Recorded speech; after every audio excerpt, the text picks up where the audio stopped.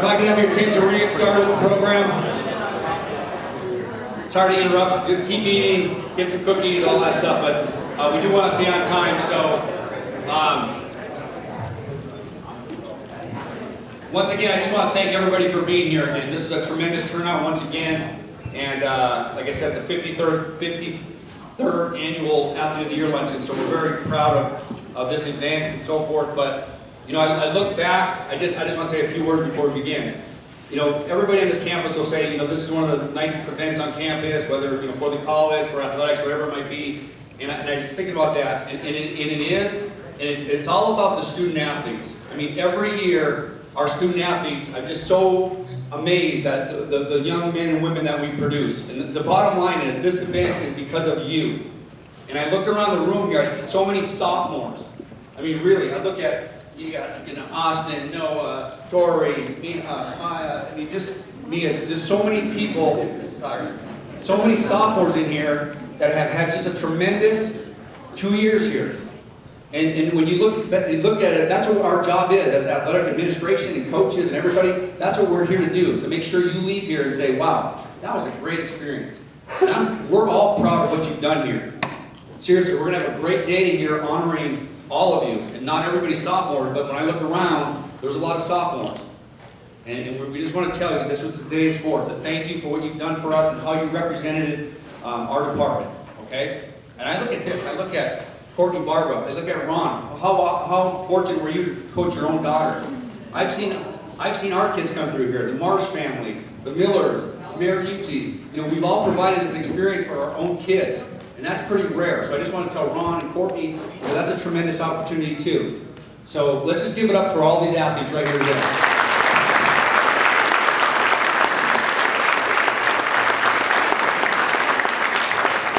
Okay, there's some people I'd like to introduce before we begin, but some special guests that I'd like to introduce from the Cuesta College Board of Trustees. I'd like to introduce the President of the Board of Trustees, Dr. Barbara George.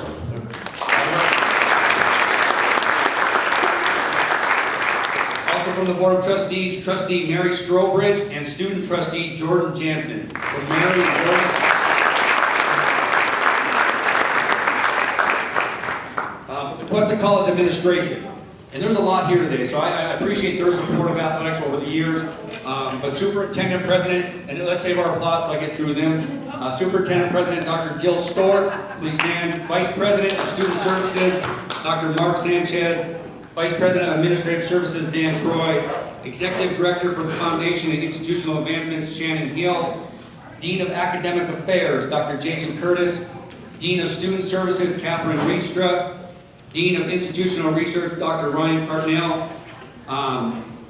2013 Alumnus of the Year, George Galvin is with us today. Former President, Dr. Marie Rosenwasser. And batting cleanup, President Emeritus, Dr. Frank Martinez.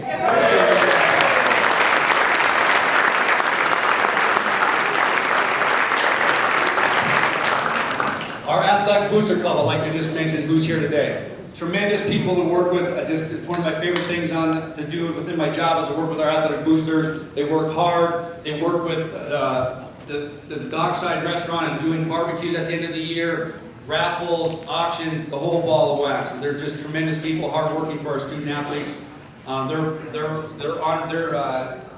This is their luncheon today. They're supporting this luncheon today for us. So, President Audrey Dodd, Vice President, please stand, everybody, please stand.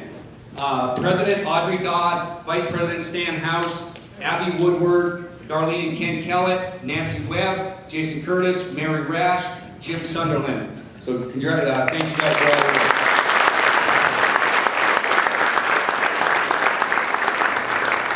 I do want to mention Stan and Janice House. Stan is our Vice President. This past year they were awarded the Betty Nielsen Volunteers of the Year Award for the whole college. So Stan and Janice, thank you for all your work.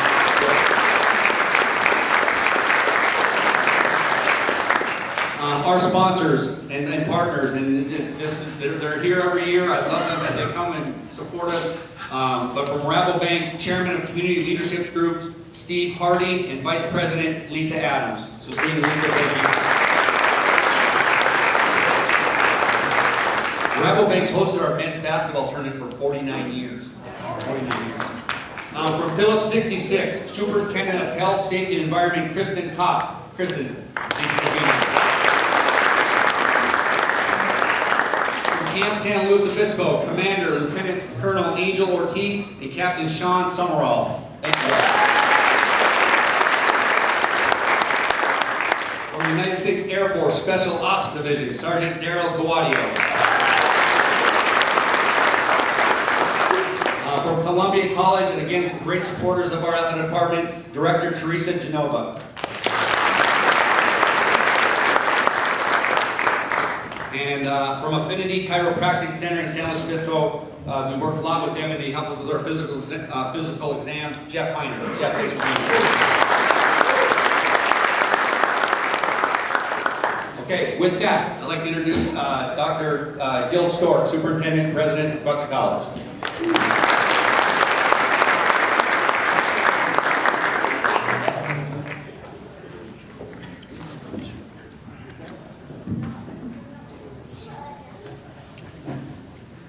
Thank you, Bob.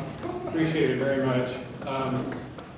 This is a kind of a very fitting event for me, since this is my last year at Cuesta College, and so to end it with recognizing all the accomplishments of our coaches, of our student athletes, and our support staff. It's extremely gratifying. When I started here in 1967 as a know-nothing young football coach, I never had an inkling of what was in store for me to work at a community college and have the opportunity in so many various roles to influence the outcome of the education of the not so young sometimes students who came and chose Cuesta College. But the student-athlete experience is unique. And I think what I missed the most about leaving coaching was that special relationship you develop with a student-athlete. The highs of winning and success, and the challenge of dealing with unmet expectations, of not achieving exactly what I wanted to do as an individual or as what we wanted to do as a team. And working with student athletes on how to process that and how to make something special out of that could carry over into other situations that you experience in life was, I think, one of those great teaching moments that I found only existed within an athletic environment. I want to say thank you again to Dr. Martinez, who was the Vice President of Instruction at the time, who hired me. But I also want to especially thank Warren Hansen, who in 1967 was appointed head football coach, and asked me, you ought to think about coming out to Cuesta College and coaching football. I was teaching and coaching at San Luis High School. I said, you ought to be out of your mind.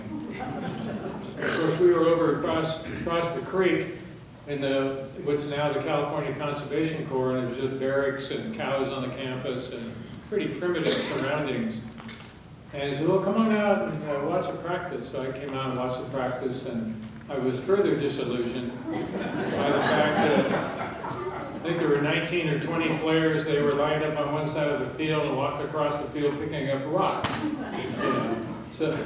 And I thought, why not? So I joined my good friend Warren and Max Huffman, who had come out from Iowa to be here today and later on this week for another activity. And we became the threesome that worked together for 5 years, I believe it was, coaching football at Cuesta College, and it was the beginning of something really, really special. Warren went on to serve as the athletic director for 30 years. And we've only had 3 athletic directors at Cuesta College. You know, Carmen Mora was the first one, then Warren, and then we had the great wisdom to hire Bob Mariucci, and I want to thank Dr. Rosenwasser for making that final decision of bringing Bob on board.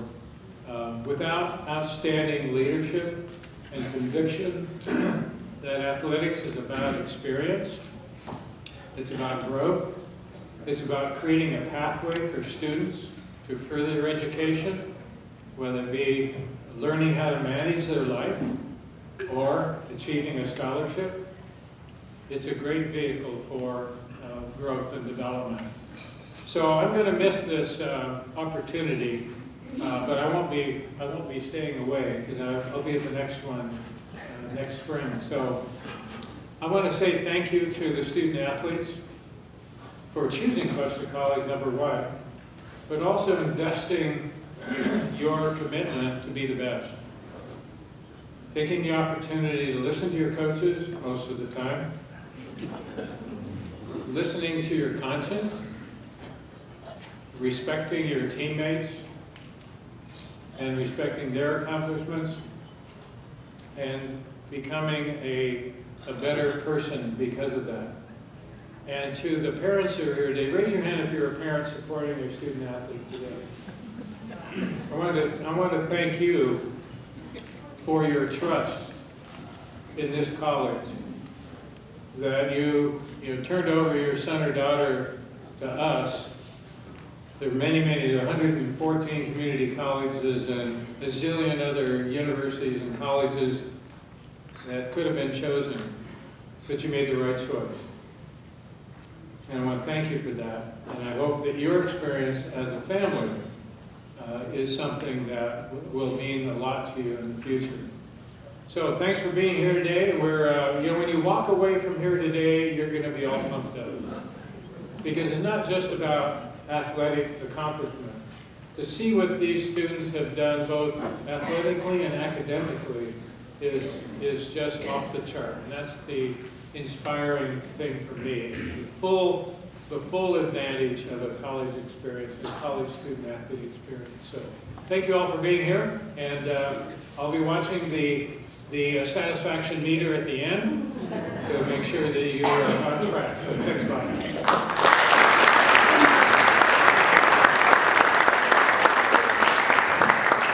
Okay, I'd like to introduce and have Pete Schuler. Pete is our sports information director, head women's water polo coach.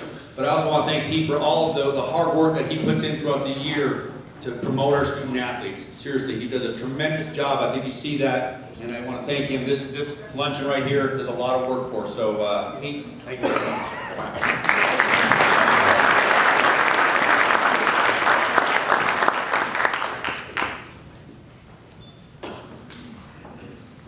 We're going to get a little bit nostalgic, I think, today with everybody here. But our next award, or first award for tonight, is the Athlete of the Month.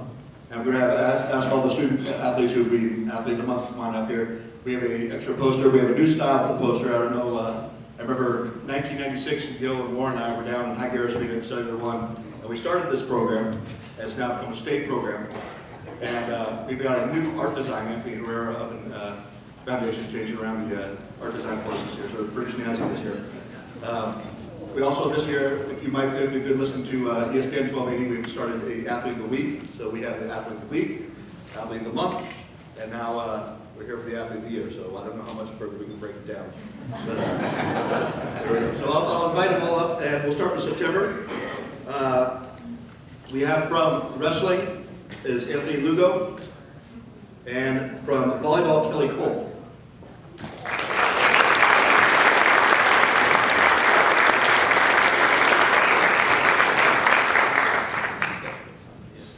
And from October, from cross country, we have Kobe Kelly. And from volleyball, Mariah Hall.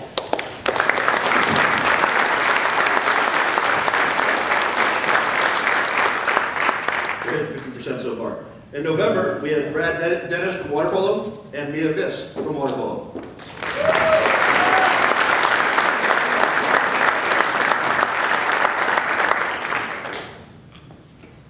From December, from basketball, Noah Saunders, and also from basketball, Courtney Barba.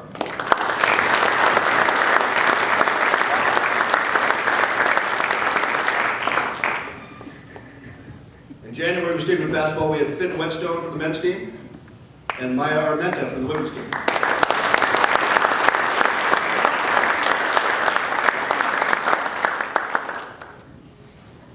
In February, from track and field, Luke Nickelson.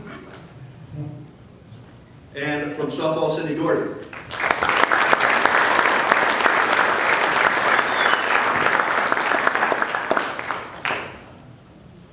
In March, we had Evan Stork, track and field, and from the women's team, Roxanne Nolan, track and field.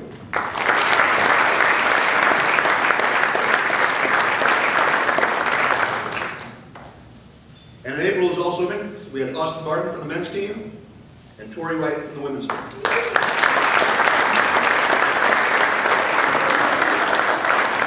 Swimming, track, and baseball all competed in May, so we will have one more coming after that. But for now, these are your 2017-18 college.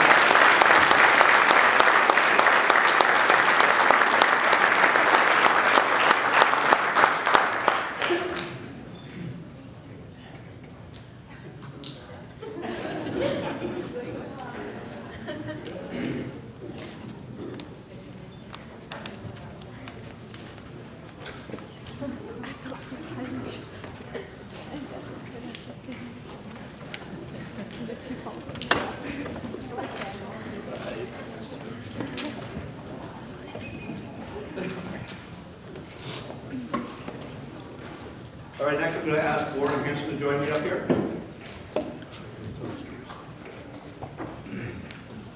And in case you missed out, if Max Huffman will join us too. This is our Warren Hanson Scholar Athlete Award. I dug this one up from the football program from 1970. That's Max. Warren right there on the bottom. And you might recognize that young fellow up there in the top right. That's Dr. Short.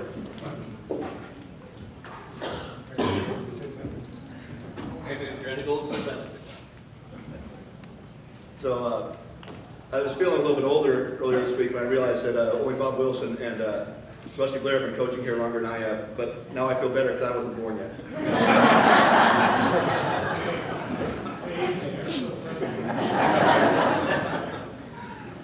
This award was established in 2002, named the Warren Hanson Scholar Athlete Award in recognition of Warren's 36 years here at Cuesta College and his commitment to academic excellence.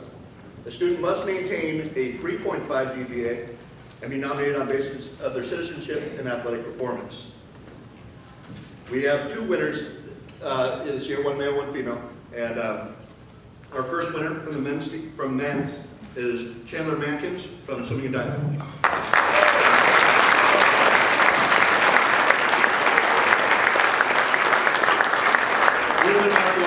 Chandler came here to Cuesta from nearby Royal Grande High, but after briefly starting his career, he went off on his mission.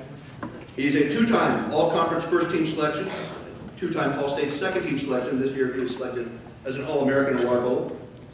He's a two-time All-Conference academic team member in the classroom. He has posted a 3.74 GPA and 73 units over the past 5 semesters. He is a political science major and is transferring to play water polo at University of California, Irvine. His coaches have praised him for his hard work and consistency in the pool and in the classroom.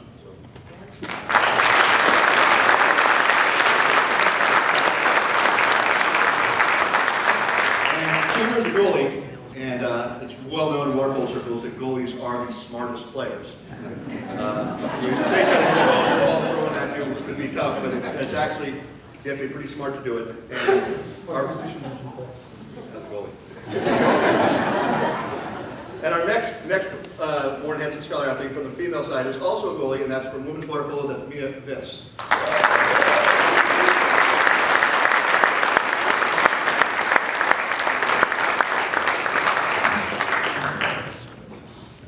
Mia is from Modesto, and she is a 2-year member of both the water polo and swim team.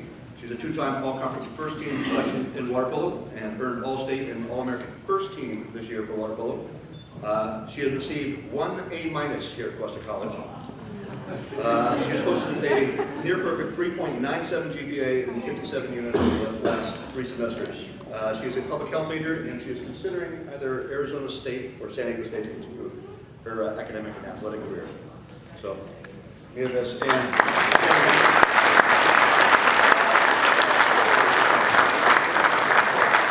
both Chandler and Mia will represent Cuesta at the conference and state level as our Cuesta College Scholar Athletes of the Year for the state. We won more awards for the scholar athletes than any other community college in the state, so like their chances are good because we're well known up there. So their nominations will go forward in September. So as they continue our tradition of moving on to play and go to school at the next level. So thank you.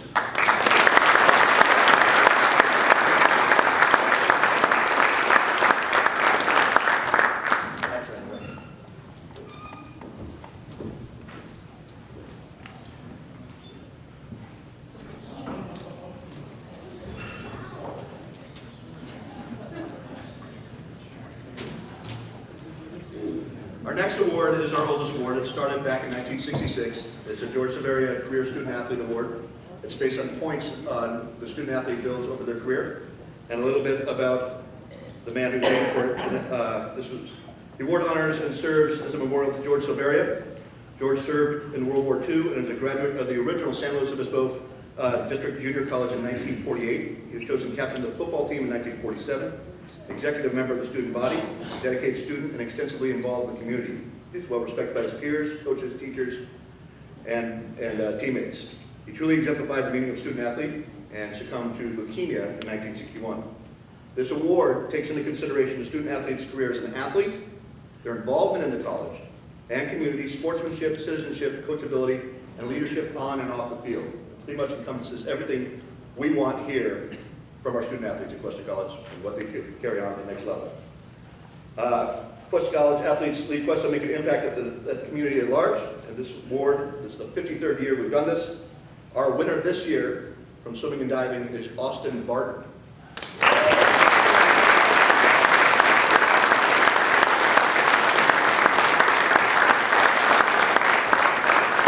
Austin has enjoyed 2 seasons of aquatics here at Cuesta College. He has been a star for both the swim teams and water polo teams. He's a 2-year starter for water polo. He's named the all-conference second team as a freshman and first team this fall. In swimming, he won the 50 freestyle at the conference meet and went on to earn All-American in that event last year. He added wins in the 100 and 200 freestyles this year at the conference meet and reached the state finals in all 3, the 50, 100, and 200 last week at the state championships. And what an event should be 3 more All-American times. Austin's not just a star in Speedo in the classroom. He earned an all-WC academic honors the past 2 seasons and has compiled a 3.5 GPA over the past 3 semesters. Austin has accepted a scholarship to play water polo and swim at Concordia Irvine next year. Our 53rd George Severia Scholar Athlete of the Year, Student Athlete of the Year.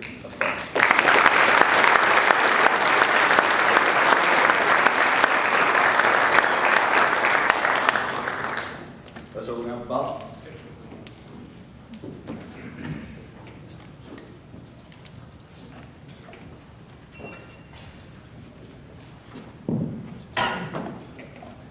Okay, for next part of the program, I'm going to just recognize some coaches and some retirees and so forth. I don't think we had 2 new coaches this year, but I want to introduce them in a setting like this so you get a chance to see them and say hi. But anyway, our women's volleyball coach, Whitney Meyer. Whitney Meyer is our new women's volleyball coach. I'd like to just have her stand.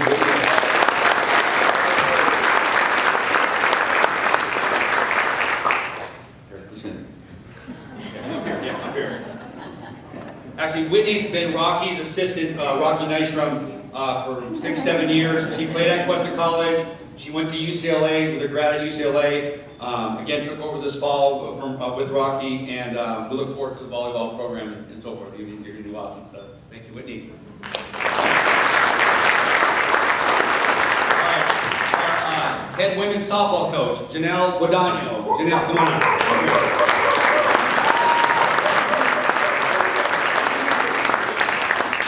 Janelle was formerly at Cerritos College. She was an assistant coach there, played at Cerritos. Assistant coach there, a tremendous program. But we hired Janelle this fall, full-time kinesiology instructor. And so we have a full-time softball coach. She's done a dynamic job this year already, so we're looking forward to the future of softball. So, good job. All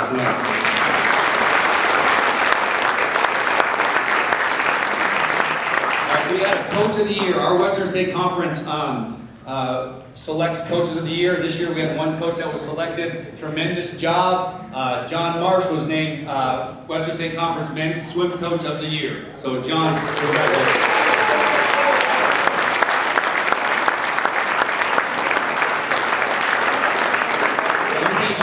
And Tori and Sandra for that. Hey, well, it's his birthday right now, really quick. Happy birthday, John.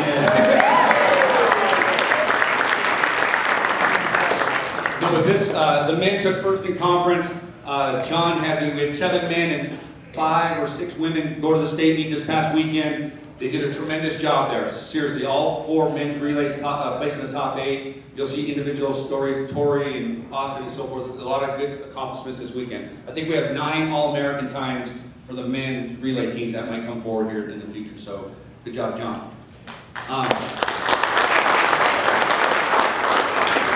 Okay, 2 people I'd just like to recognize. We're going to take a minute here, but I just want to have each of them stand and I'll bring them up real quick. But just listen, these are retirements this year. Okay, Dr. Gil Stork, 51 years. Head volleyball coach Rocky Nystrom, 33 years.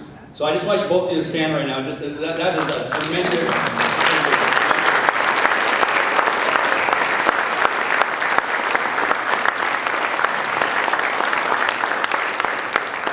I'm going to have Gil come up first. I have a little gift for you, a little parting gift.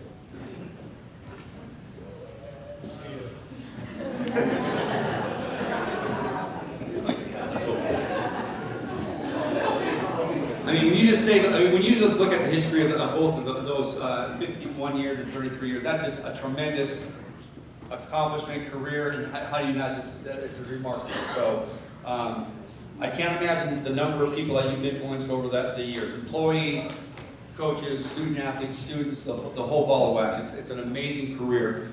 I just want to say, these are some of the titles that Gil's had over the years.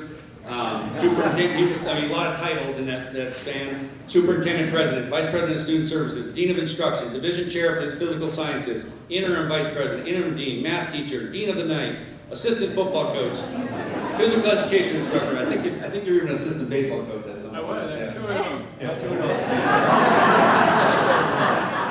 And I just want to say 2 things. More importantly than all that, the 2 things that I've learned from Gil. Shoot, he's been my mentor, my role model for the time I've been here, but honestly, how he puts things in perspective for all of the employees on this campus. I mean, that family and faith, is the most important thing. Your family is the most important thing. I can't tell you how honored he takes a vested interest in all of us as a person, as an individual. And I really respect that because in the big picture of things, your work environment needs to be that. It needs to be about family. This is my athletic family right here. You know what I mean? He's taught me that people are the most important thing in the work environment. And then secondly, how fortunate are we to have him in our corner over that many years in athletics. A former player at Cal Poly, former coach, he understands what everybody's going through. Every student athlete on this campus, every coach, every administrator, he's been there, done that. So I just can't tell you how grateful we are and for all you've given to all of us, this entire campus. So congratulations.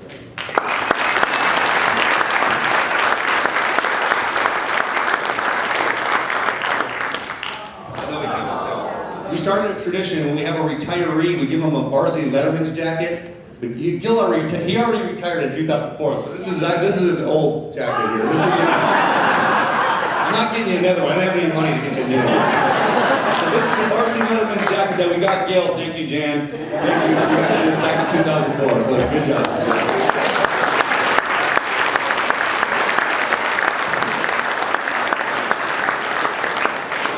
Coach Rocky Nystrom, come on up.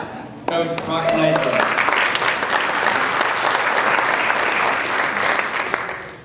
He doesn't like this, but that's okay. So at the last home volleyball game of the year, we kind of just did a little thank you to Rocky for her career here. And I looked at her bio, and I was like, oh my goodness, I didn't realize some of the things that she's accomplished and so forth. And I'm going to read this real quick because you're going to say, whoa. But a tremendous career, and you look at her bio, number 1, she's been here for 33 years. She played at Cuesta College back in the day. I don't know what day we got. Just kidding, I didn't want to tell that. Sorry. No, back in the day, and as a a sophomore, helped Cuesta win a state volleyball championship. Do you even know we won a state volleyball championship? We won a state volleyball championship when she was a sophomore. The first one. We actually won 3. I don't think people realize that. Okay, then she went on to Biola University and placed 5th in the national championship with her team there. She began coaching in 1985 as an assistant coach and took over the head job in 1993. During that time, Cuesta won back-to-back state championships in volleyball in 1985 and 1986. And over that time, she accumulated more than 300 wins. And I'm just saying, it's just an amazing thing, but I'm going to say the same thing right now. More importantly, I can't imagine the impact that you've made on a lot of young women in this community, not only our Cuesta student athletes, but SLO juniors and all the young women in the volleyball programs over the years. And what I've always loved about Rocky's programs, and this is true, very competitive, she's very competitive, but she made it a fun experience for those student athletes. They go to San Diego, they probably go kayaking the next day because it was a great team bonding thing. She volunteered with the Morro Bay Veterans Surfing event and so forth, but she really does a great job of making an overall experience for the whole volleyball team. I really appreciate that about her, and we're going to miss you, Rocky. We're going to really miss you, so thank you for all you've done. Congratulations.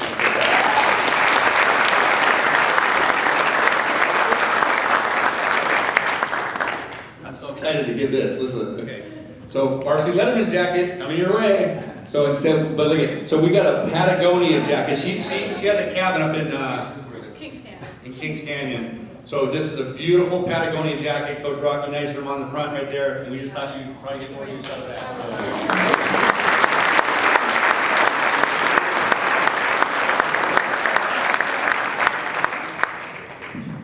So. Okay, next award is it's called the Alberta Deutsch Fan of the Year Award. Oh, geez. Hey, Alberta Deutsch Fan of the Year Award. Back in 2009, we had 2 of our athletic boosters, Alberta and Dan Deutsch, that were just tremendous supporters of our athletes. They would be at basketball games, softball games, basketball games, just a tremendous couple and tremendous fans. That year, in 2009, Alberta had passed away.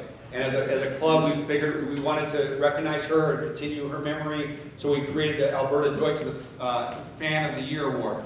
And the fan goes to an individual that truly is an advocate for our student athletes, whether they go to the games, whether they help them in the classroom, whatever it might be. But these are some of our winners. I love this group. Monica Satterwhite, Jim Battersby, Dr. Frank Martinez was a winner, Dr. Anthony Kenninger, Tommy Chin, Jenny Johnson, Henry Bilal, and Chris Ballou. Those are the type of people that are just, they love our kids, they love our sports. So this year, I'm just going to give a couple little rundown here. Some of the comments that were made when we chose this. He's the ultimate advocate for all of our student athletes and coaches at Cuesta College. He's one of the nicest people you'll ever meet.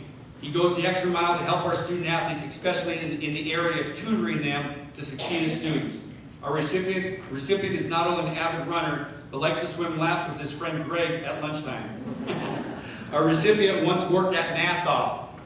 That's the reason he's such a great tutor. One nominator said, not only does this person coach our student athletes, but he's a dedicated teacher and tutor for all of our student athletes at Cuesta. He always finds time to help them educate our student athletes, not only to help them succeed at this level, but to help them succeed in the next stages of their lives. And our winner this year goes to Mike Kinter.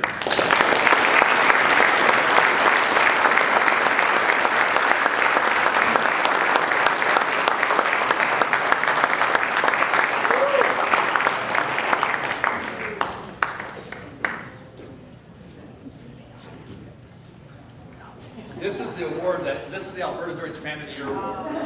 Here. Runner, right? Pull your back. Pull your back.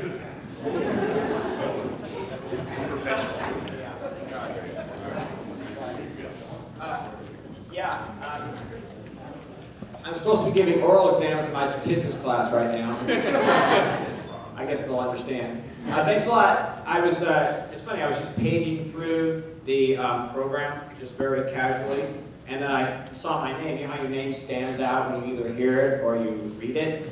And I'm like, wow, that is the worst typo ever. How do you go from a real fan to my name? But I do love my student athletes, and I want them to succeed in every way possible. So I appreciate that that's recognized. Even if it wasn't, I'd be okay.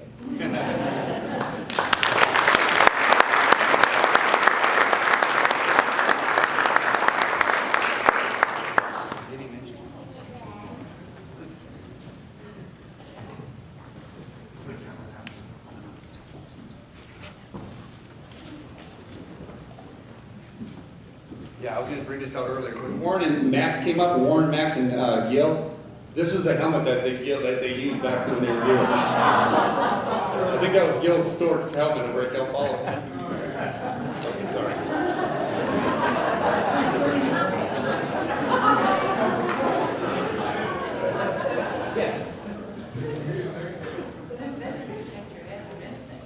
All right, it's on to our nominees now. Our first nominee is from men's basketball, and presenting his assistant coach, Alex Raj, is Noah Saunders and Alex Raj.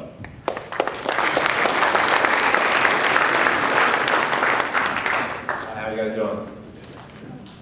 So, my name is Alex. I've been coaching here as assistant coach for about 7 years. And for the past 2 years, we've been extremely lucky to have this guy right here, Noah Saunders, as a part of our program.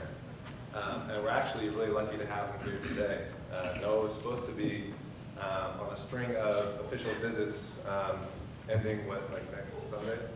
Yeah. But he took his first official visit to Campbell University in North Carolina, found out it was going to be a really good fit for him, and decided to commit right on the spot. So we're lucky to have him here with us today.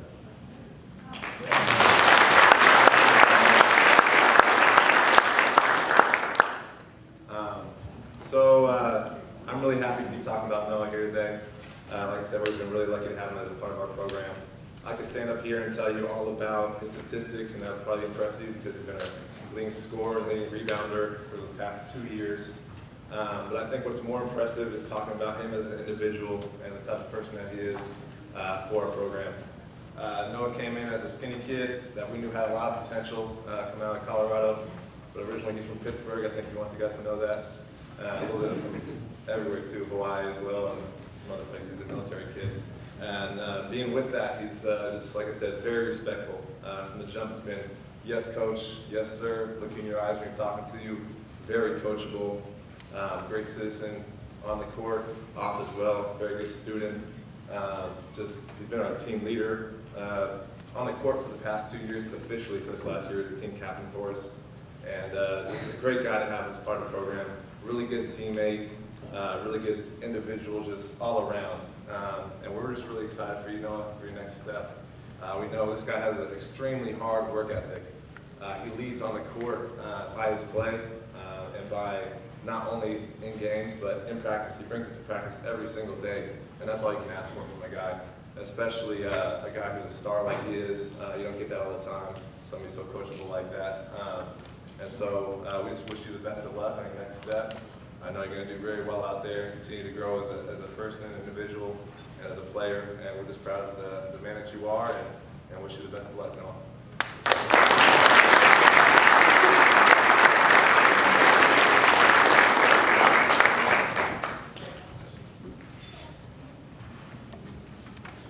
I can vouch for Noah being from Pittsburgh. We caught up with each other this summer at the airport in Pittsburgh, so it was great fun. Nice meeting. Our next nominee is from women's soccer, head coach Bob Wilson and Kelly Boss.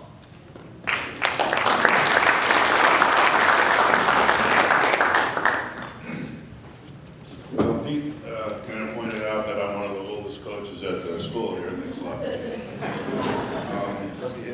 But one of the things I love about coaching here is all the different young athletes we meet. And I'm actually one of these people that really enjoy Facebook because I can see all these kids as babies and families that are growing. You know, I haven't seen them for 10 years, but I'm still in connection with them, so it's pretty neat. And Kelly's one of these special people. She came from us after taking a year off of school, right out of high school. She decided to travel, and she chooses New Zealand and Republic of Czechoslovakia as the place to travel. Not Hawaii, not the Bahamas, but those kind of places. And very interesting young lady. She started in our soccer class, and immediately was the best technical player we had on the field. And then this season, I call her a soft player because she just puts these nice soft passes through the back line. The first few times she did it, it kind of shocked the team because they weren't ready for it. all of a sudden this beautiful pass is passed behind everybody, and the forward's like, oh, that can happen. Okay. So she's had that ability for us, and she was able to do that a lot. She also was a kind of a soft-spoken leader. She was one of our leaders of our team. She was one of our players that got along with the different personalities and factions, so that really helped us because we had quite a bit of differences this year in our personalities. But our representative for soccer this year is Kelly Post. Thank you.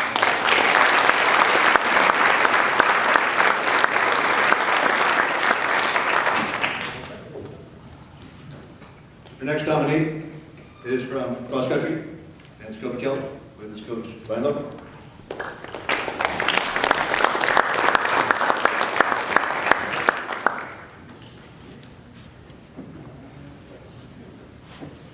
Come on over, Kobe. So I think a lot of the coaches like to share stories instead of stats, and I'm going to do the same. I'm going to have Kobe show you guys his shoes.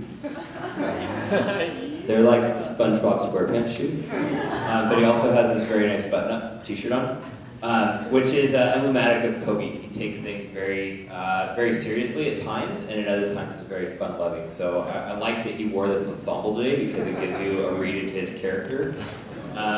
One of the unique things about Kobe is his ability to tune into his ability when he needs to. So he is one of the more fun-loving characters on our cross-country team and our track team. Sometimes that got him in trouble on the team. And he has a unique ability where most athletes need to really focus and tune in for plenty of time, a week or days leading up to an event. And Kobe just didn't function that way. He was able to keep things light, easygoing, and fun until he stepped on the starting line.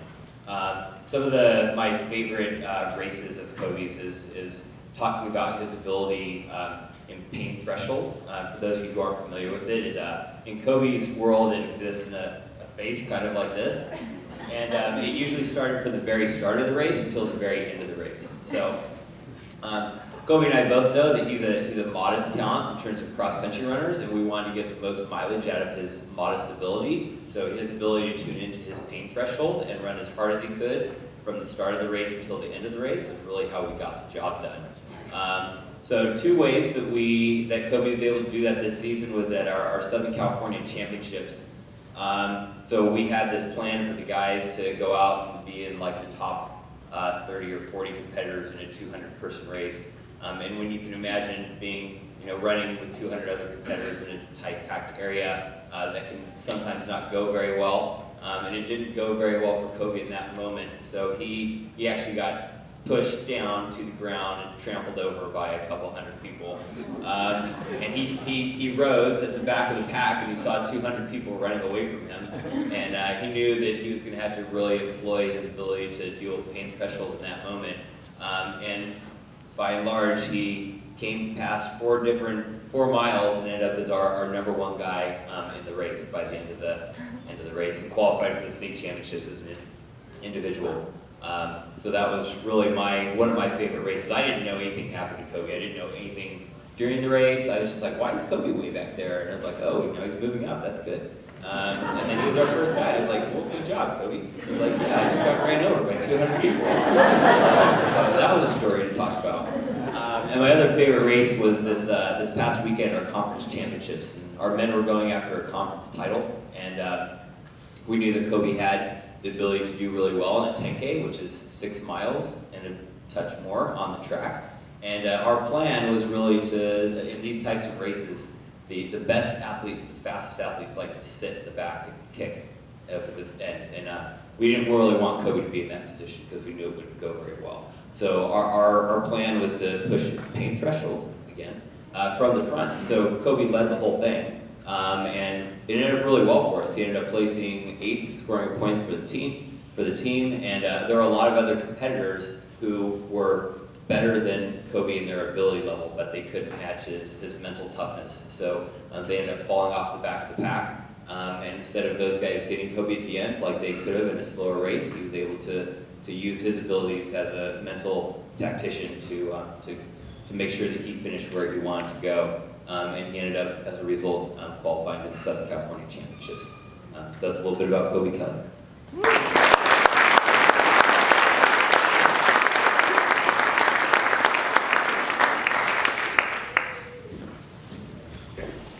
Our next nominee for men's water polo is Chandler Mankins.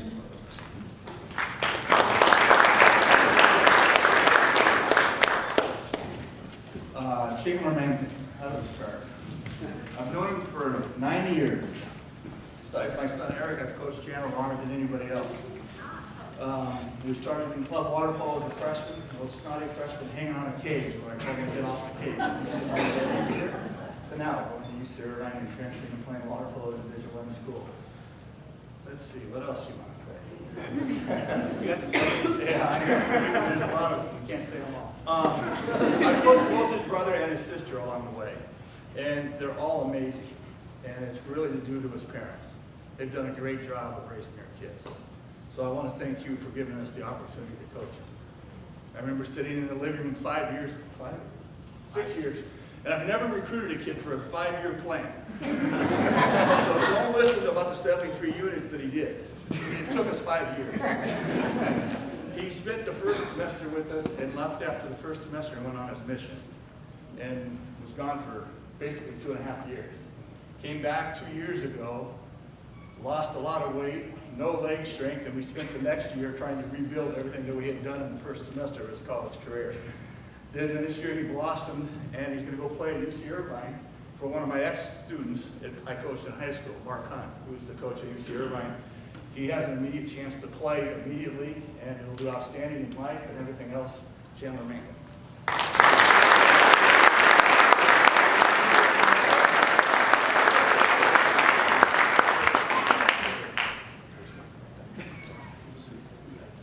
Our next nominee for women's cross country, Samantha Duston.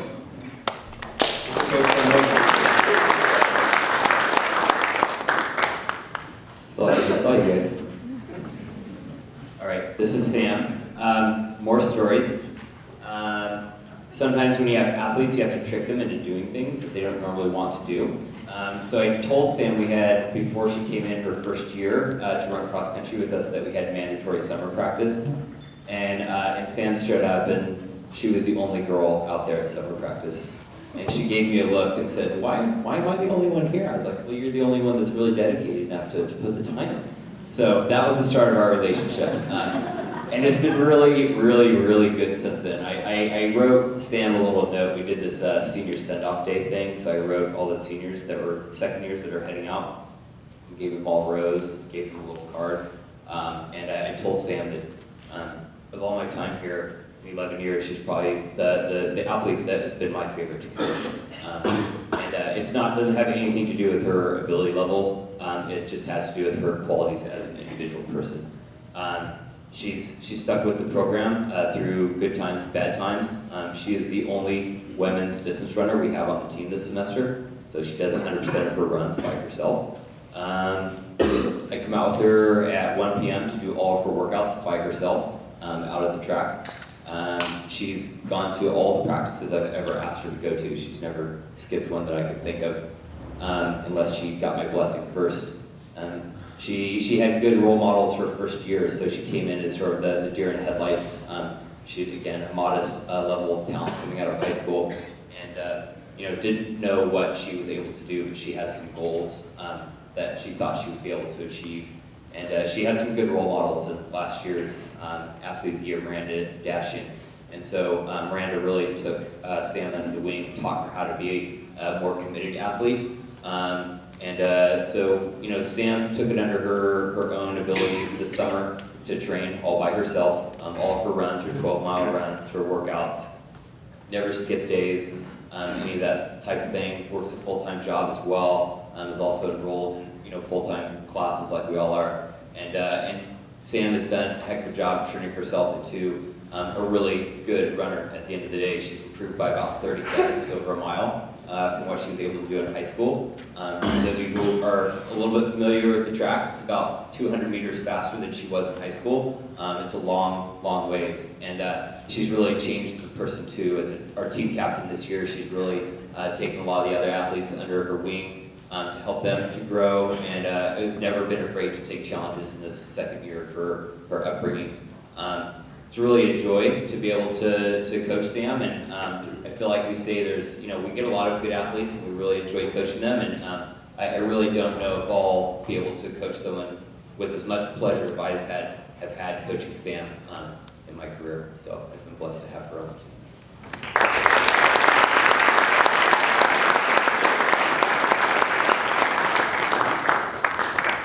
Okay, our next student athlete is my student athlete, so for me, this, come on up.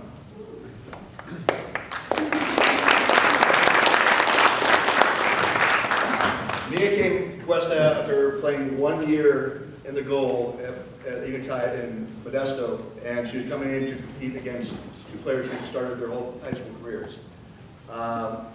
It's a real testament to Mia's work ethic and her personality. She's a very serious person, but she also has a lot of fun.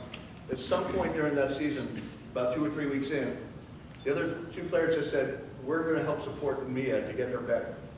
They had no questions that Mia was going to be the better athlete between them. So despite never playing behind somebody in their lives, they both said they're there to support Mia. And with that support, she's done an awesome job. She's first team all-conference last as a freshman. At one point, she broke her wrist. The broken? Fractured. At a game that we had her second week, and she was playing so well, and nobody knew. She didn't show any pain. She just kept on playing. And the teammates told me, and we brought her to the trainer, and then she had to sit out 2 weeks, which was pretty tough. But then she came back, and she kept on improving. This year, she was the #1 goalie in the state. She basically set all of her school records, first team All-American, and now she's looking at some of the top schools in the country, at Arizona State or San Diego State, to play next year. Just her level of play, especially as a sophomore, has been awesome. But she's kind of carried that whole thing on, where we had a freshman goalie coming in, and Mia and Piper kind of made their own little world over there. And now Piper is coming back here next year, and she's improved tremendously. There was times where I'd look over and say, Mia? Oh, it's Piper, okay. And I wouldn't know the difference between them. In the games, there's a difference. But now Piper wants somebody to be her Piper for next year. So hopefully we can find somebody for this year. Mia's just been an awesome leader for us this year. What we can do as a team, knowing we had her out there, we had so much speed with Tori White and some of our other players. We could actually let Tori and some of the other players take off early with that much confidence with Mia. She was second on the team in assists from the goal. Her arm was so strong that she could throw that fly pattern you guys appreciate so well from football and get us easy goals, because it was an automatic that she'd stop the goal. So this is a tremendous season for this year, and I can't be prouder of what Mia's done here in her 2 years. So Mia, that's one part.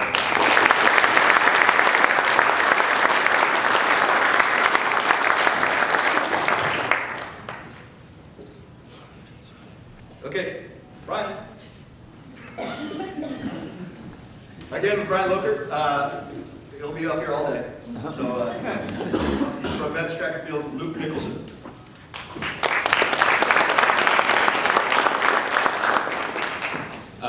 Luke has fun stats and fun stories. So I'll start with Luke's fun story.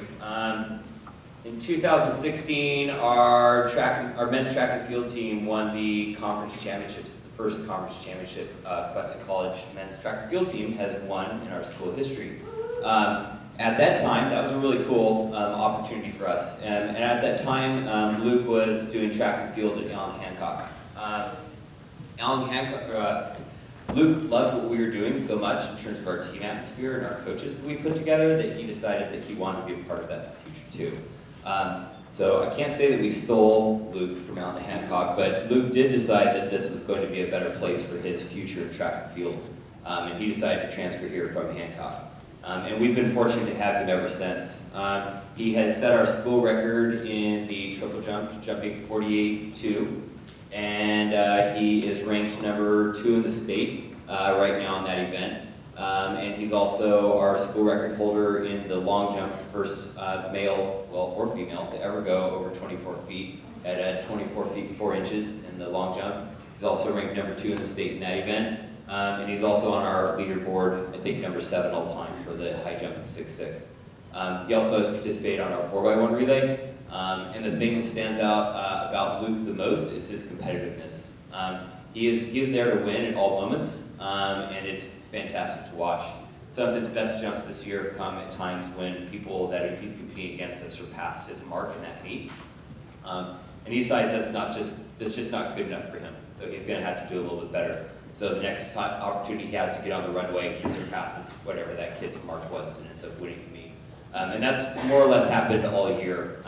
He recently went on a recruiting visit to Sac State, where they had their #1 jumper who was jumping against Luke, and they were competing back and forth. And in 3 consecutive jumps, Luke set this new school record in the long jump on each consecutive jump after their kid had passed Luke's mark. So we're very confident that Luke's going to be able to go forward and grab even a couple state titles in the long and triple because he refuses to lose. So that is Luke Nickelson, and I'll be back in a couple more minutes.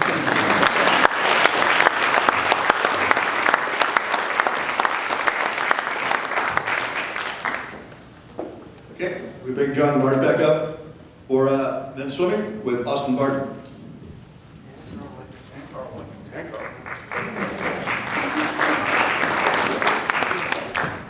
All right, for those of you that do not know me, I am not John Marsh.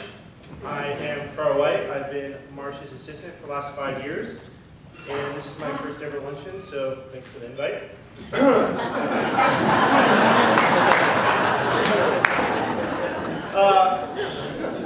Food is really good. I'm having a long time listening to all of Brian's stories. Brian, I can't wait to hear who you talk about next. Okay, right. So make it short.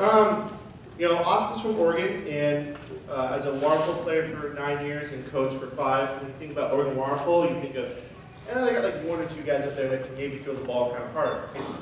Well, Austin can throw the ball a million miles an hour and get his waist out of the water and hold it out of the water for a good 2 minutes. So when we first saw him, we're like, oh, we have something here. You know, he was a key player in water polo, and in swimming, it turns out he was one of the fastest guys that the school has ever had. He holds top 10 times in the 50, the 100, and the 200 freestyle. And overall, he's just a wonderful guy to be around. Every day coming to practice, he'd always say, "Hey Carl, how's it going?" And then flash his little smile. That's it right there. And if I didn't say anything, you know, if I didn't hear him, he'd always walk over, "Hey Carl, how's it going?" "Oh, hey Austin, how's it going?" "It's going great, man." You know, "Oh, cool." And then he'd just do whatever he was going to do. So that's Austin Barton in a nutshell. Thank you.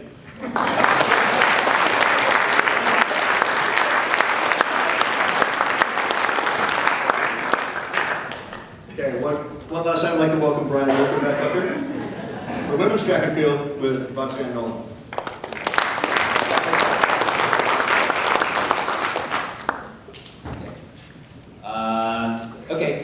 Roxanne's story. So, those of you who are familiar with Cuesta College track and field, we have, well, actually, this is a nice thing about Cuesta track and field. We have the best women's vaulting program in the state. So, we've had more state champions than any other community college in women's pole vault in particular. So, Roxanne is in a long legacy of great women's vaulters at Cuesta College. She's vaulted 12-1 so far this year, actually vaulted 12-6 in practice yesterday. If we can pull that off sometime in the next 2 weeks, then she'll be the third, ranked number 3 all-time at Cuesta College in the women's pole vault, and the 2 leaders ahead of her were actually national leaders and state champions, so that's a pretty good company to be in. Roxanne came to us from Morro Bay, and she is a workaholic. She loves to put in the time, and there was something ingrained in her as a young athlete that told her that the harder you work, the better you get. And we have a little bit different philosophy in track and field. We feel like the smarter you work, the better you end up getting. So this is sort of a little bit of a learning curve for Roxanne her first couple of years here, where she was dealing with a lot of injuries. And her way to actually get better at vaulting and deal with the injuries was to work even harder than she was before. And we tried to get her to take some time off, to work a little bit smarter, and those injuries will actually go away. So we figured that out this year, and she's been healthy 100% of the time. We stopped putting her in the high jump, and she's very thankful of that, so that she could stay healthy. Because we knew, you know, we want to be able to maximize the potential of our athletes, and Roxanne could have done some high jump for us, but we knew that we may be putting her into a state title for an individual champion, and so that is the goal in the next couple of weeks. So So Roxanne has gone from 11-2 in a very disappointing year last year where she no-highted at the state championships. And so she's had revenge on her mind this whole year.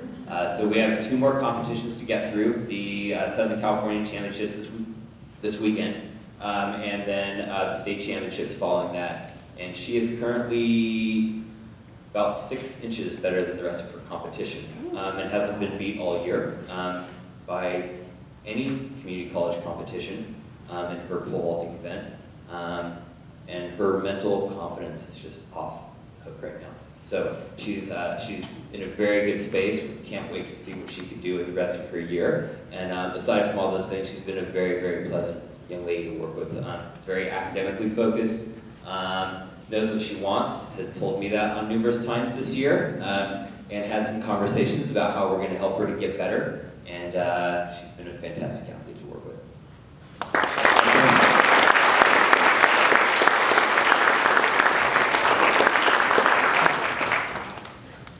Okay, our next nominee is John Marsh for women's swimming with Tori White.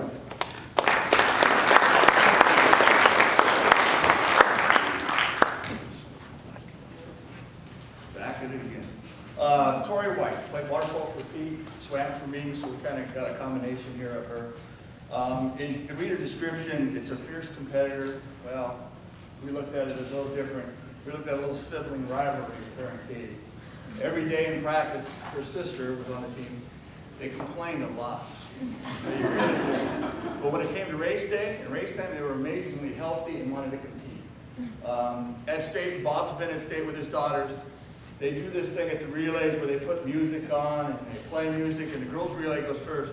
Well, this year, she led the dance off in front of 1,000 people watching her up there on her block dancing like that. On her show. It was awesome. It is on YouTube. Probably on YouTube. So, as you look at her stats, she's number 2 all time in the 50, the 100, and the 200. One of our former swimmers who is back and helps out with water polo, Rachel Grutzbacher. So we're sad we didn't break those records, but we had an outstanding career. We will make All-American more than likely on all 3 of her individual events. We're hoping that the women's relay score 2. We'll know that in the next couple of weeks, but our swimmer of the year, Tori White.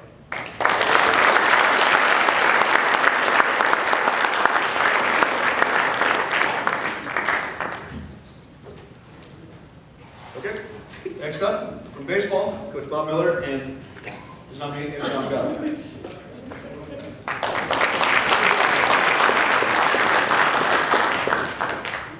Wow, what an impressive accumulation of student athletes / people. Amazing to hear your guys' stories. It's very impressive to be around, knowing all the hard work that you put in both in your training and your preparation for your sport and your academics. The travel that goes into it. It's a very impressive group, and I'm happy to add a baseball player to the group, Andrew Navigado from baseball. And unfortunately, I get to share some stories, I guess, here a little bit, but baseball is a stat team. And so to share some stats with you, Andrew had an impressive year. He's been here for 2 years, but a very impressive year. He's had one of the most prolific years we've had, dating back to at least 7 or 8 years, as far as having a major offensive force in the lineup. But team leader in runs scored, RBIs, extra base hits, slugging percentage, on base percentage, and batting average. Along the way, accumulated a 23-game hitting streak, which is getting at least 1 hit in a game for 23 straight games. So, 3rd longest streak in our program's history. So very impressive there. But he's being pursued by a number of schools, including Cal State Fullerton, who's a West Coast power, Oral Roberts University from the Midwest, the University of San Diego, and some others, as well as some major league organizations are looking into him. But what really has set him apart, besides the offensive numbers that he's accumulated and that type of thing, has been the leadership that he's brought to the diamond, the effort he's brought to the diamond on a consistent basis, and the leadership that he's brought to our team. You know, it's those numbers are great to have, and it's contributing to the team. But as we tell our players, it's not you being good; it's can you make the players around you good. And our program has been better the last 2 years for having Andrew in our program. So thank you very much for your contribution.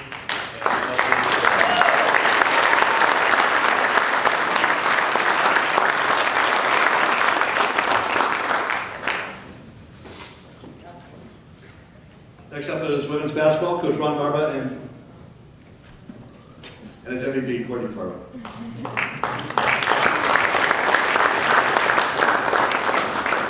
Thanks, Pete. First of all, I would like to say thank you to Gil Stork for all your service, your positive advice, your friendship over the years, and all the contributions you've done to the college, the community, and the athletic programs, and to the student body. Thank you, Gil. Let's give it a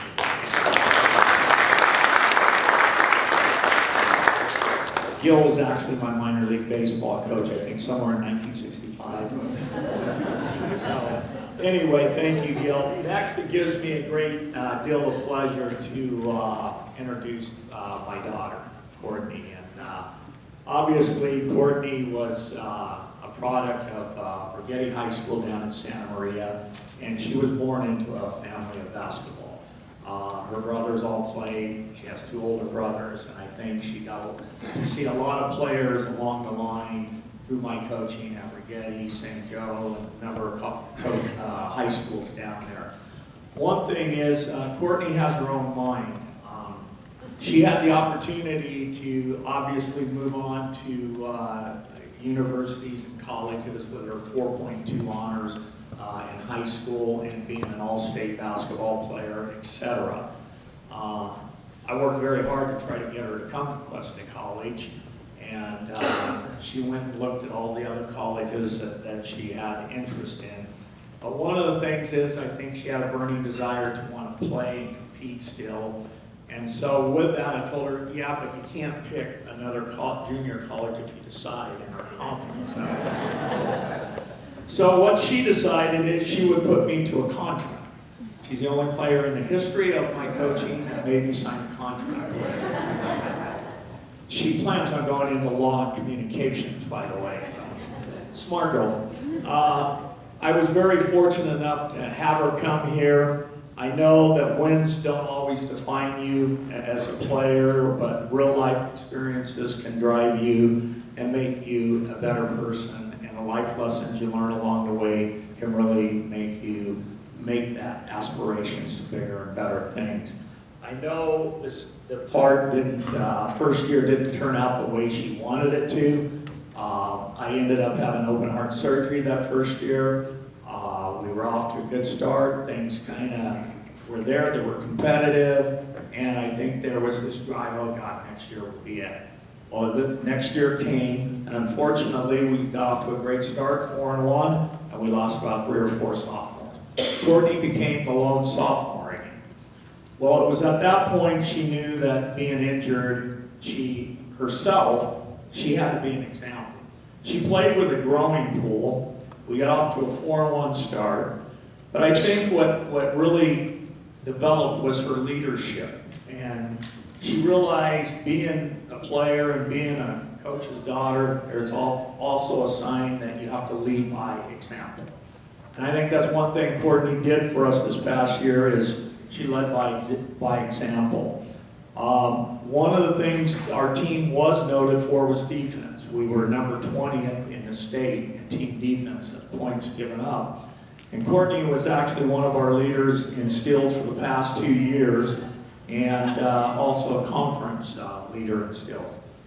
She also ended up being a conference leading scorer overall with 17.9 average. She was a team captain. She saw a lot of double teams, was boxed and won, never complained, but I'll allude to something that Coach Miller said, and that was she always tried to make her teammates better. And I think that's something that you try to do when you're a player and you realize you're trying to compete is you got to make players around you better too by what you offer. And that's what she did. One thing she did for us this year was she actually tied Kelly Blair's record for most points in a game, which is pretty impressive. If you know Kelly Blair, she went on to become a Division I player, and she's the coach. Coach Rusty Blair's had a phenomenal career here. She scored 37 points in one game against Siskiyou College, who was ranked 12th in the state at that point. It was the quietest 37 points I ever seen. I wasn't sure what was happening until someone told us afterwards she had 37. And I think we turned to her and we said, God, Courtney, you can have 50. She ended up missing like 8 or 7 free throws that game, and we kind of reminded her how important free throws were. But anyway, she worked on those and actually got better as the year went with those. From that 37 points, she went on a tear. She ended up scoring 89 points in that tournament, which was at Allen Hancock. But she went on and scored eight times in a row. She had over 20 points in a game in 8 straight consecutive games. She was an all-Western State Conference first-team player. She was most valuable player of our team this year. She's the #1 all-time career points leader here at Cuesta College with a 14-point average per game. She ranks 4th in all-time leading scoring. She ranks 4th in steals all-time here at Cuesta. She finished #5 in all-time three-point percentage here at Cuesta. But I think the most thing that I'm proud of as a coach and a parent, and it's something that parents, I know you put a lot of time into your kids and you always want the best for it, but I allude back to what was talked earlier about junior college being a good vehicle for athletes and the families and that. I think Courtney can testify to the fact that, Cuesta College has been a great vehicle for her to get somewhere. She's leaving here with a high GPA, but she's also leaving here with a scholarship to Eastern Nazarene College back in Quincy, Massachusetts. She had over 10 scholarship offers offered to her this year. She took her time, she went out and saw the schools, and she ended up choosing them. But one of the things that I'm alluding to right now, she has been a 2-time all-academic state player. And I think that's impressive when you look around the room and you hear All-Americans, All-State. It's just impressive to sit in this room during this thing. So thank you, Bob, and all the support people that put this on. I think you get a chance to see athletes shine. So congratulations, Courtney Barba. Good luck in your future, and I know I'll be following you.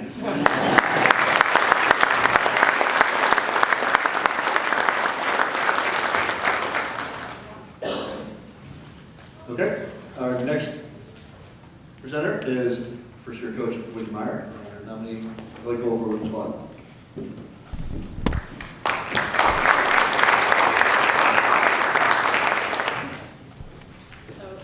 This is my first year coaching Kelly, and before the season started, I got a text message from Coach Rocky Nystrom, and she said, "Call me, exciting news." So I called her thinking that she found out I got the job. But no, she said, "Hey, Kelly's going to actually come out this year." Kelly was kind of on the fence all summer, and we weren't sure. So Saturday before tryouts, I get this text, and I think, all right, well, a veteran, that's nice, but didn't really know why Rocky was so excited. So Rocky, coached her freshman year, and she knew what a talent Kelly was. And at that first week of practice, when I saw Kelly attack the ball out of the middle, I said, "Oh, okay, I know why we're so excited now." So Kelly played the middle position for us this year with power, intelligence, and fearlessness. She had an aggressive approach and a quick arm swing, which made her a terror out of the middle. Every team we played knew to key in on Kelly, and she just wore that with such grace. She found holes in the opponent's defense, making her plays look effortless. And she was fearless. She was not the tallest middle we ever had, but she always made herself available as an attacker. And she carried the offensive load for us this year. She led the team in kills 22 out of 23 matches, and the team unanimously voted Kelly our best offensive player.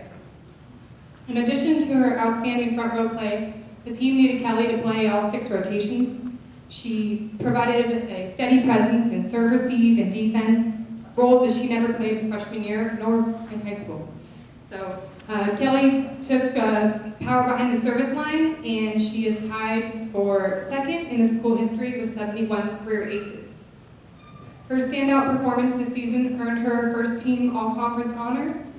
And although Kelly may not be the loudest player on the court, her enthusiasm and her passion for the game always shone through. She was truly a driving force for the Cougars this season and is my nominee for Athlete of the Year.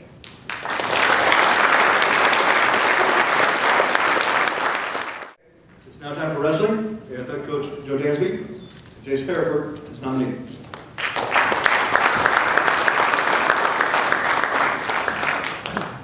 I heard there were jokes made about me earlier. That's what I heard. I don't know. I wasn't here. I don't know if you guys realize this. You know how this lineup went, right? It's kind of blatant to me. I mean, it went tallest to shortest. With a little bit of looker, you know. You guys didn't see that? I mean, Janelle, you're next, right? Janelle's next, right? She's just a little bit shorter than me. Well, it kind of stinks going last because they take all your stuff. I mean, I've been listening. Here it goes. Bob started talking about family. I was going to talk about the great family we had, Jace, over there. And they are great. They're very supportive of Jace. Not only Jace, but the whole team, everybody. As coach, as assistant coaches, teammates, they're supportive of everyone at every match. Remind me a lot of my family. But Bob, things took that away. Team captain, I heard that. I heard coachable. I heard skinny kid. I was going to use that. Go ahead and smile, Chase. I heard smile. Somebody said smile. Yeah, there it is, right there. What else? Make your teammates better. Scratch that up. And there's that. What else did they? Oh, did you ever get stumbled by 200 people? Are you on YouTube? Hands up. Maybe they didn't take those away. Jace is interesting. His first year, his freshman year, he wrestled 125 pounds, and that was a stretch. I mean, he wrestled 133 most of the year, and dropped right at the end of the year to 125s, and did awesome. But put some summer work in, and next thing you know, he's 149 pounds his sophomore year. So I've never had any wrestler from year 1 to year 2 jump 3 weight classes. That's a nice story about Jace right there. Pretty amazing. The other thing about Jace is he has this wrestling move, and we try to kind of get it out of him a little bit. We try to, it's unorthodox. So he's got a far wrist, which we call it, and a half, and we usually do a near wrist and a half. We want to move from a near wrist to half to a far wrist and half and pin the person. But Jace never moves off from the near wrist. He's so long, and he gets his arm over there, and next thing you know, he pins somebody. So, but we're still trying to work on him. I mean, come on, Jace, you got to work on this move, man. You got to do it our way. But he keeps pinning people. So finally, we just thought, let's just let him do it his way. It seems to be working. But as a coach, you're out there, you're looking and watching this match, and you're going, don't these guys ever figure out this move? I mean, he's going to pin you. Don't you know what's going on here? And I know one of the stats that we don't keep, and I'm sure Jace has, is the most pins in 2-year career. We don't keep that stat, but I know, I'm sure. So I wanted to give you a coaching perspective. I wrote you a little poem. You have to imagine me watching the match and what's going through my head here a little bit. People steal my poems and stuff like that, so if you've heard this before, they've stolen from me. I see you thinking of it, just like I know you should. I didn't teach you that move, I sure wish I would. I'm so excited at the moment, I'm so caught up in this. Your opponent's just young, dumb, and a joke, and he's gonna get pinned. Yeah, he's young, dumb, young, dumb, and a joke. Young, dumb, and a joke. Young, dumb, and a joke. Young, dumb, wrestling college kid. Da da da da. See, I threw that. Da da da da da da. You guys know it? Da da da da da. Da da da da. Okay, we don't have time, Pete. Okay, next slide. We have so much in common, our families watch us all the time. You never say I'm wrong, because you know I'm right. Wrestling's fun and a commitment. It's like a way of life we live. Yeah, but your opponent's young, dumb, and a joke, and he's gonna get pinned because he's young, dumb, and a joke. Young, dumb, and a joke. Young, dumb. Okay, I won't put you through it. Wrestling's nominee for Athlete of the Year, Chase Harrison.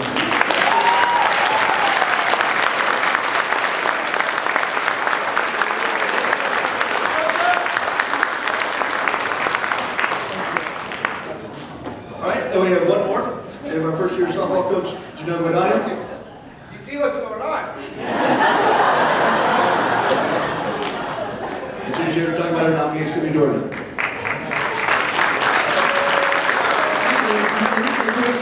Oh my God. Thanks a lot. First of all, I just want to thank all the athletes and congratulate you guys for the stellar season and being nominated. That's pretty awesome. Unfortunately, Sydney's not going to be able to be here today with us, so as I made the transition up here from Cerritos, I get a phone call in July. Don't know who it is, goes to voicemail. Listen, hey, my name is Sydney Doherty. I'm from Santiago Canyons. I want to come play for you. I'm moving. I'm like, okay, I pull up her stats.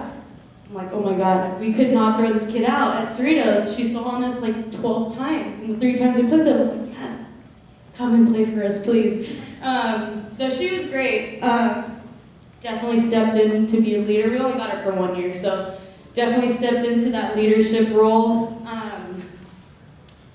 We had to ask her to pitch because we only had 9 players, and she's like, sure, I'll do it. And was able to go in and pitch a couple games for us and was just stellar. We'll go into the Cuesta record books 5 times. She broke the stolen base record with 32. Will lead in batting average, on base percentage, season runs, and hits. She also led our conference in batting average, runs, stolen bases, and on base percentage. Led the state in hits, batting average, runs, and it's on all conference selection as well as an all state selection. Just what I could say about Sydney, she's the epitome of hard work and an athlete. She works extremely hard day in and day out. She's the kind of kid that you want, like you wish you had 100 of them on your team. You'd have multiple state championships.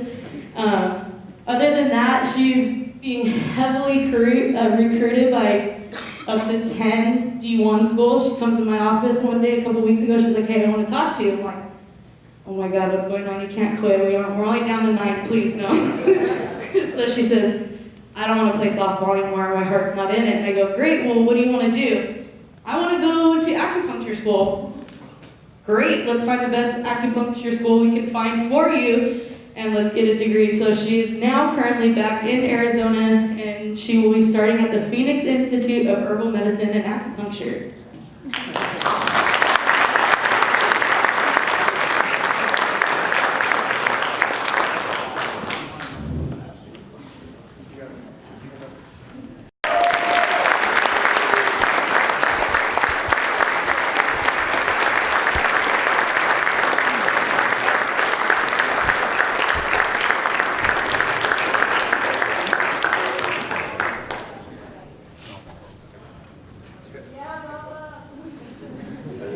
Our next winner, our men's athlete of the year from baseball is Andrew Navarro.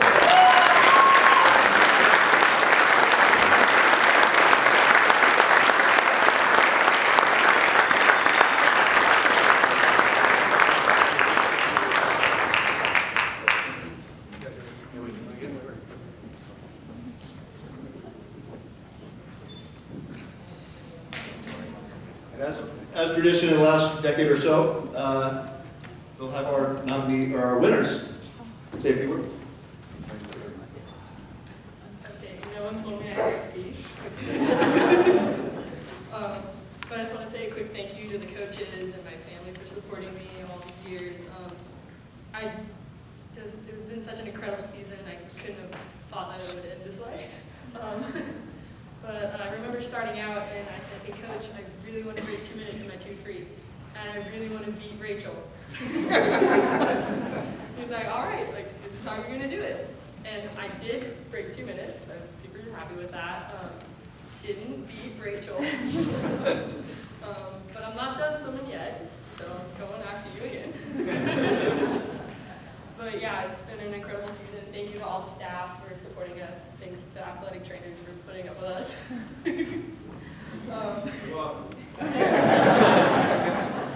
They try so hard to keep the room clean, and then we walk in, we're soaking wet, and it's like, oh, well, thanks.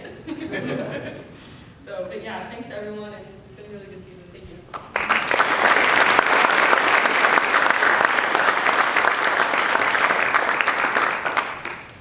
First off, I want to thank or congratulate all the nominees this year. You guys did excellent work, so congratulations. I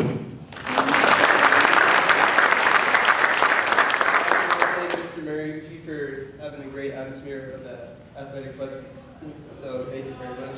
I want to thank Tommy for putting our field together. You're amazing. Congratulations. Thank you. I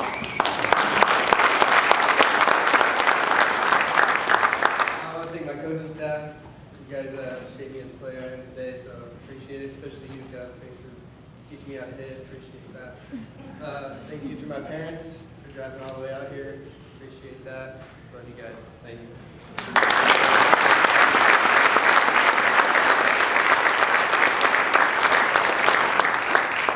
All right, that concludes our event for the day. We'd like to keep all our winners real close, so if you can keep.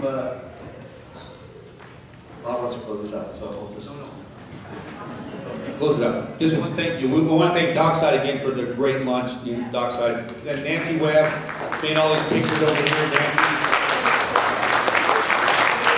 And our entire staff on the setup today. I mean, what a tremendous event this was again. I mean, seriously, this is the best thing.